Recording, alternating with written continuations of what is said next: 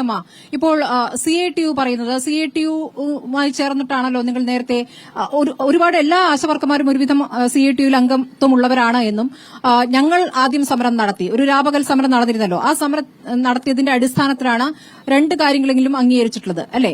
അങ്ങനെ 2 കാര്യങ്ങൾ അംഗീകരിച്ച് കിട്ടിയല്ലോ ഇപ്പോൾ സംസ്ഥാന സർക്കാരിന്റെ ഭാഗത്തുനിന്നും അല്ലെ? കുടിശ്ശിക കിട്ടുമെന്നുള്ള അടക്കം 2 കാര്യങ്ങൾ തീർപ്പായി കഴിഞ്ഞു.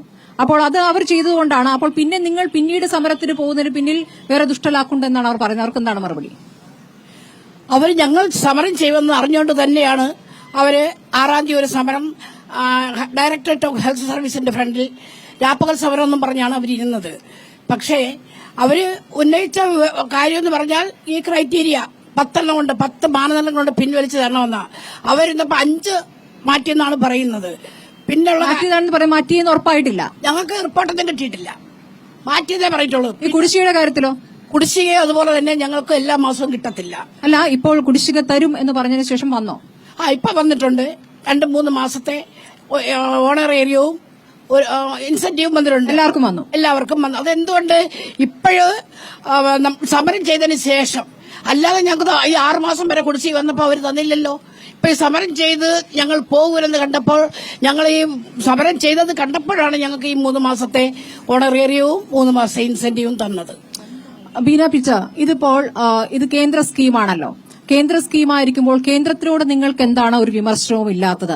കേന്ദ്ര സർക്കാരിന് മുന്നിലല്ലേ സമരം ചെയ്യേണ്ടത്? കേന്ദ്ര സർക്കാരിന് മുന്നിൽ സമരം ചെയ്യുകയാണെങ്കിൽ ഞാനും വരാം നിങ്ങളുടെ കൂടെ എന്നാണല്ലോ ആരോഗ്യമന്ത്രി പറഞ്ഞത്.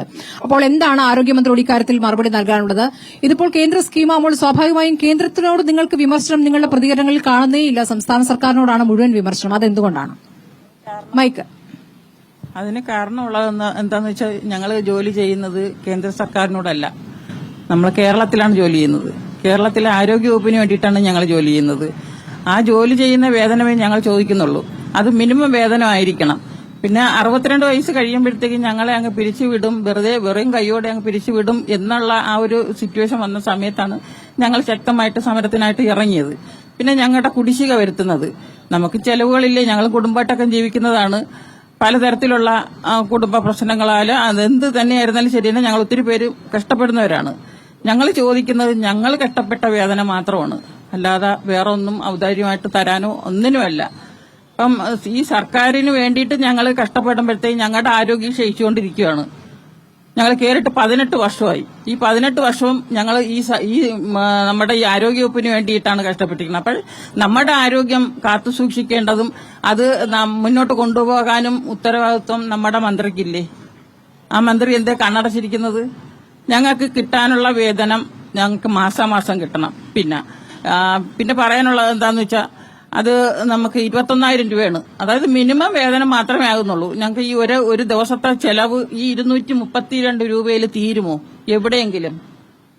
അത് ഞങ്ങൾ ചോദിക്കുന്നുണ്ട്. തുച്ഛമായ തുകയാണ് നിങ്ങൾക്ക് കിട്ടുന്നത് എന്നുള്ള കാര്യത്തിൽ തർക്കമില്ല.